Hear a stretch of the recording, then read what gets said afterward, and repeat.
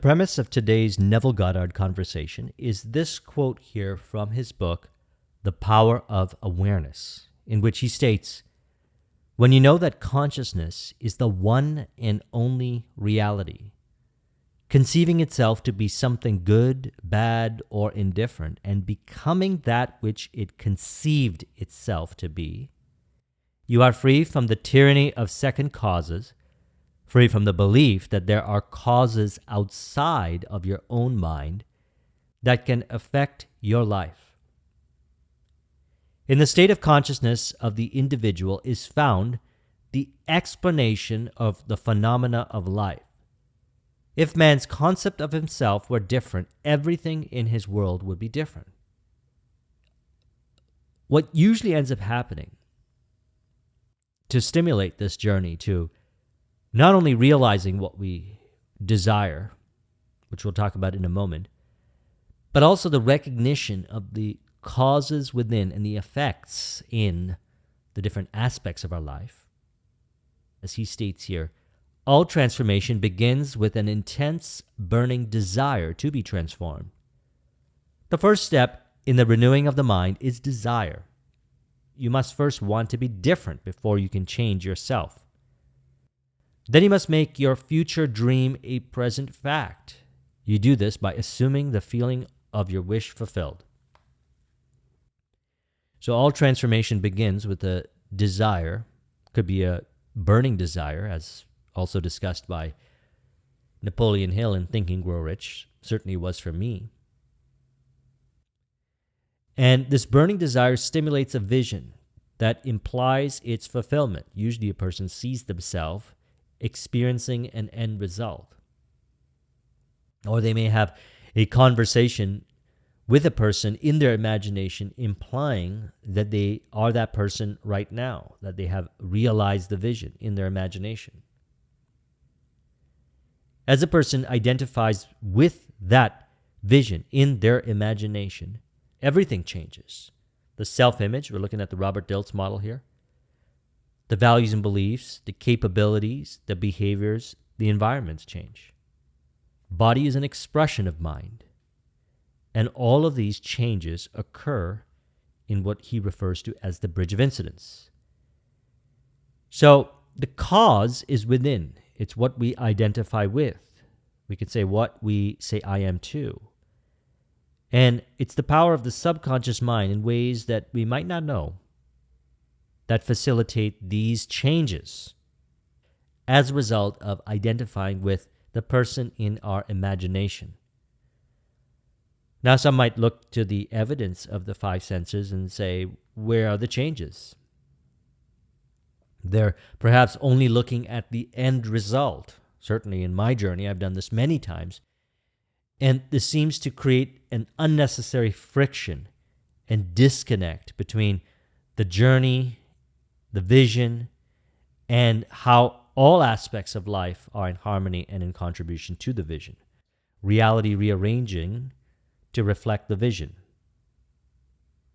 So there's a journey to destination that happens in our environment, in our behaviors, in our capabilities, and this theatrical experience plays out as how we relate to others, how we relate to ourselves, the day-to-day journey, and so forth.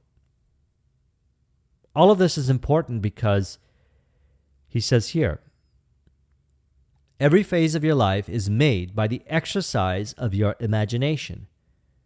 Determined imagination alone is the means of your progress, of the fulfilling of your dreams. It is the beginning and end of all creating. The great secret is a controlled imagination and a well-sustained attention firmly and repeatedly focused on the feeling of the wish fulfilled until it fills the mind and crowds all other ideas out of consciousness. Now, we did it when we first imagined ourselves as the person that we saw in the end. And perhaps it is challenging to experience it on the day-to-day journey till we realize the vision. But that's when we're called upon to practice faith. And faith, that imagination being the source and the outer world being the effects, via the powers of the subconscious mind, things are changing, even if a person does not see it. Now, a person can see it upon closer observation. Usually through reference experience, people have seen certain patterns of how things change, of how behaviors change and environments change to reflect the vision. If these things are applicable, perhaps for some visions they're not. But the most important element regarding this is really, as he says here, whatsoever you may think of the question of free will, the truth is your experiences throughout your life are determined by your assumption, whether conscious or unconscious. So there we see it. Conscious or unconscious. We might think that we're doing these behaviors when in the depths, these behaviors or the skills or environments are compelled from the acceptance of the end when a person had committed to the vision. Now, if there's reactivity or friction or tension on the journey, he suggests a well-sustained attention firmly and repeatedly focus on the feeling of the wish fulfilled. So if a person finds this challenging, we go back here where he says, the truth is your experience throughout your life, as in all throughout your life, are determined by your assumptions, whether conscious or unconscious. So if a person wants to have more flow on the journey to realizing their vision, they want to maintain that feeling of the wish fulfilled, then the environment, the behaviors have optimization data. If a person has unnecessary friction, then they just need to pause, and I recommend doing it regularly, and ask themselves, what is their thinking patterns in relation to their behaviors? Now let's look at the entrepreneurial journey. A person might look around in their environment and say, I don't have the opportunities. I desire to be that person. I am that person now. I saw myself in the imaginal scene that implied that I am the person. I committed to it. I felt the fusion with it. But yet I open up my eyes and I look in my environment and I don't see the opportunities. I don't see the resources. I don't see the assets. I don't see the relationships. And I don't even know how to combine them in creative ways to produce the result. And so as a person reacts to certain thinking patterns that they have formed about themselves in relation to their environments, they go back into another state of mind. And maybe they continue to dwell in it, experiencing tension and reactivity.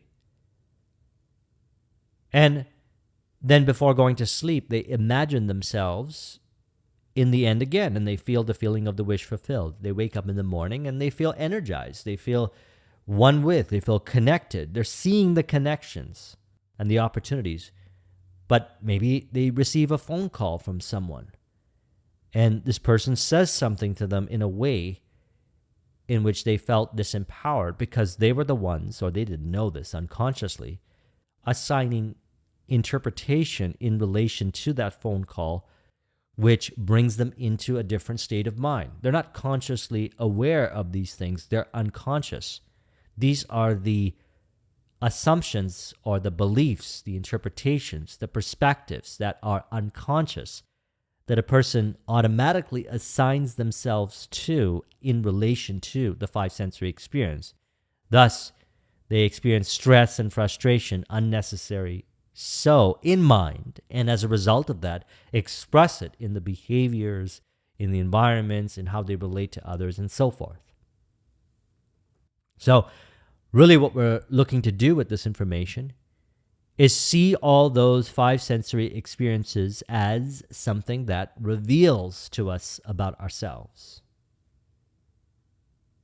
And what is being revealed based on a reactivity or tension, remember feeling is the secret, are actually aspects that are teaching us how to maintain the feeling of the wish fulfilled. So we could say, in the subconscious mind, the vision is looking to express, and we're within our own thinking patterns, in our own mind, creating unnecessary complexity and overthinking, in which we're bringing ourselves into different states of mind. So thus we can benefit from having some congruence, which we can say is our natural way of being. Now, we talked about this a little bit in Tuesday's video, where I brought up the alignment of divine will, which was articulated a certain way, which I really liked, in the book An Iron Will by Orson Swett Marden, who was the founder of Success Magazine. I'll put a link in the description to that if you haven't seen that video. Another way of saying the same thing, which is maintain the feeling of the wish fulfilled in relation to the vision, and the identity, the values and beliefs, the capabilities, behaviors, and environments flow from that assumption. And if there's friction in the environment, in our behaviors, in our capabilities, we see it in our beliefs and our identity of how we see ourselves in relation to people, environment, circumstance, information on the journey, which we would say, okay, these are stress-based ways of thinking or frustration-based ways of thinking or overthinking or something like that. Then what we do is we use the principle of least action that we talked about in last Sunday's video, and we change our assumption. By the power of changing our assumption in relation to the different elements on the journey that seem to cause frustration, really the cause is within, and we're assigning the meaning from within to those elements in environment, how we relate to it changes, and thus it changes as well. So maybe a person, go back to the example that I brought up earlier, which, really was my own example on my entrepreneurial journey at a certain stage. They can ask the question, is this really so? I committed to the vision, therefore what is being reflected right now on this Bridge of Incidence journey to realizing my vision is in harmony and in contribution. As he says, when you imagine you assume the feeling of the wish fulfilled, you are mentally lifted up to a higher level. Your assumption guides all your conscious and subconscious movements towards its suggested end, so inevitably that it actually dictates the events. Precognition permeates all the scriptures of the world. So as I look upon my world, it has to be in harmony and in contribution. I ask myself the question in relation to the doubts I have myself. Is this doubt really true? Is this really so? And upon asking that question, I bring myself back into the feeling of the wish fulfilled, which is the true and accurate thinking in relation to the vision, and then all of a sudden I see the opportunities. I get an idea all of a sudden to do something, or unexpectedly something changes. I receive a phone call or an email. Now, this has happened to me hundreds of times, and one of the reasons why I am infusing it into our discussion today is I found these series of quotes here, which I pulled together from his book, Power of Awareness, articulate the point accurately, and I would like to further encourage this in you as well as myself. Because we understand, and we discuss this all throughout our weeks, the repetition of the same information of how it truly works. And let's go back to the earlier quote here where he says, when you know that consciousness is the one and only reality, conceiving itself to be something good, bad, or indifferent, and becoming that which it conceived itself to be, you are free from the tyranny of second causes, free from the belief that there are causes outside your own mind that can affect your life. And I want to remind myself of this way of thinking because I could forget. And I would forget mainly because I would bring myself into a certain thinking pattern-based state of mind in which I forget this. Now look at your life, reflect back on your experiences, and see how this was true, that when you brought yourself into the state of mind that was one with the vision, all of a sudden the environment changed, the people change, the behaviors change. Body is an expression of mind. And so the behaviors always change to reflect the cause within. Because at any moment, as he states, every phase of our life is made up by the exercises of our imagination. Determined imagination alone is the means of your progress. of the fulfilling of your dreams. It is the beginning and the end of all creating. The great secret is a controlled imagination and a well-sustained attention, firmly and repeatedly focused on the feeling of the wish fulfilled. Feeling is the secret until it fills the mind and crowds all other ideas out of consciousness. So for a moment, when we saw ourselves in the end, it crowds out all other doubt, indecision-based ideas out of consciousness. And then we are able to see the journey to the destination with vivid accuracy. As he states, precognition permeates all the scriptures of the world. Now, all of a sudden, a person knows what to do. They happen to make the right moves. People show up in unexpected ways. Resources, opportunities reveal themselves. And they find themselves automatically compelled to work with these things, such as the power of the subconscious mind.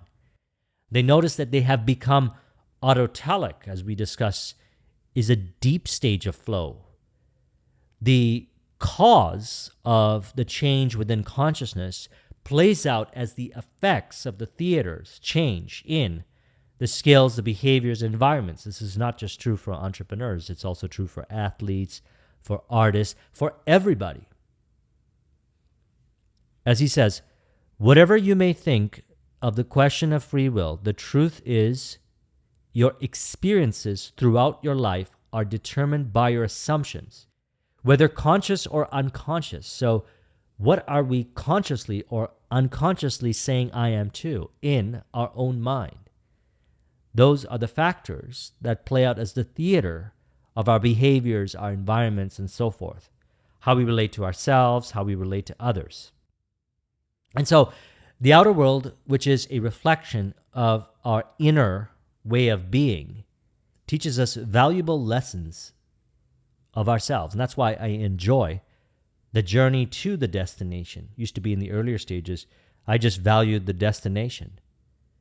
But now I realize that being deeply integrated physically, mentally, and emotionally, or we could say being in the now, doing what I really love to do, maintaining my flow, recognizing that some way, somehow, I'm going to achieve my result, is the way of twofold. Number one, maintaining conscious use of a controlled imagination and a well-sustained attention firmly and repeatedly focused on the feeling of the wish fulfilled, crowding all other ideas that are not true and not in harmony with the goal and the vision out of consciousness, number one. And number two, if for some reason I find it challenging to do so, I ask myself the question, what am I imagining? What am I saying I am to, both consciously and unconsciously, in relation to, and that's why I like to work with this model here, my environments, the people in my world, the different aspects of life, my behaviors. I want to maintain a congruence.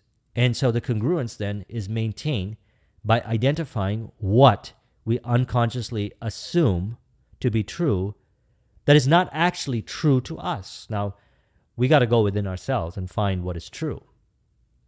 If the source is within via imagination, then all truths and accurate beliefs and assumptions are also found within ourselves. Certainly, we can be in certain environments or have conversations with others who can stimulate us back into a way of thinking that is in harmony with the vision or the state of mind that's one with the vision, the consciousness that we desire to be in.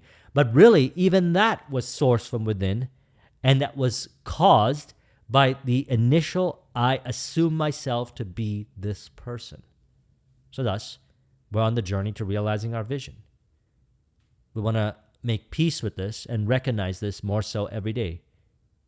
Because by making peace with this, we can have more flow on the journey to realizing our vision. As I had mentioned this many times, I've observed now, after being in consulting since 2013, almost 10 years, thousands of different entrepreneurs, business owners, artists, and I have seen there are many ways, and I have not seen even close all of the different ways, but I've seen many ways of producing success. You can get there from a place of flow, or you can get there from a place of frustration, or you can get there from a place of whatever you want, because that's all theater being played out as a result of what he says here. Whatever you may think of the question of free will, the truth is your experiences throughout your life, that means journey to destination, whether it be flow-based, joyous, or frustration, or whatever, he says, are determined by your assumptions, whether conscious or unconscious.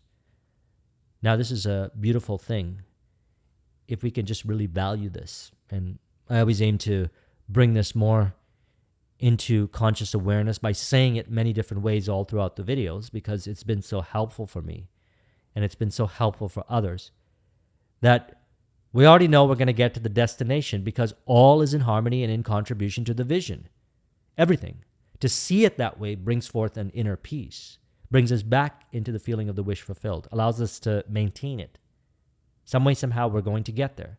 And if for some reason we look around, we feel disconnected with our environment, with the people, and so forth, those are opportunities for us to look at our thinking patterns, because you can pick whatever way you want to get to the destination. As he articulates here, your assumptions guides all your conscious and subconscious movements towards its suggested end, so inevitably that it actually dictates the events. So we've imagined many things, thousands of things. And the expressions of what we have imagined all throughout the journey are playing itself out as the theaters and weaving together as the journey to realizing what we say we desire. Although there are many unconscious aspects that are also, as a result of stimulating imagination via thinking pattern of reactivity and so forth, that are also playing out as theater over to the realization of those unconscious associations. And the beautiful thing is now we have the power to look at our experiences, our behaviors, our environments, and so forth, and track it back to the cause within and change that cause within. Because as we change those causes within, our experiences change as well. So I trust you found this video to be helpful. Let's go ahead and conclude this with an auto-suggestion to encourage a natural flow-based journey to realizing our visions. We can say, I realize the naturalness of what I imagine plays out as a flow-based journey to realizing my vision as I stay committed to the feeling of the wish fulfilled. Thus, all environments, behaviors, capabilities rearrange to reflect as the person that I saw myself in imagination and express accordingly, further revealing the infinite possibilities and potentialities of what exists as opportunities in my environment. This brings me a deep, calm, one with peace, harmonizing the inner world with the outer aspects of my life through physical, mental, emotional, deep integration, allowing the creative expression of capabilities, behaviors, and environments to flow through me, as I'm able to easily maintain in an effortless way the fusion of my vision, one with, in the feeling of the wish fulfilled on the intuitive flow-based journey to realizing my vision. If you would like a copy of this mind map, the link is in the description. Thank you very much for watching. I'll talk to you soon. Take care.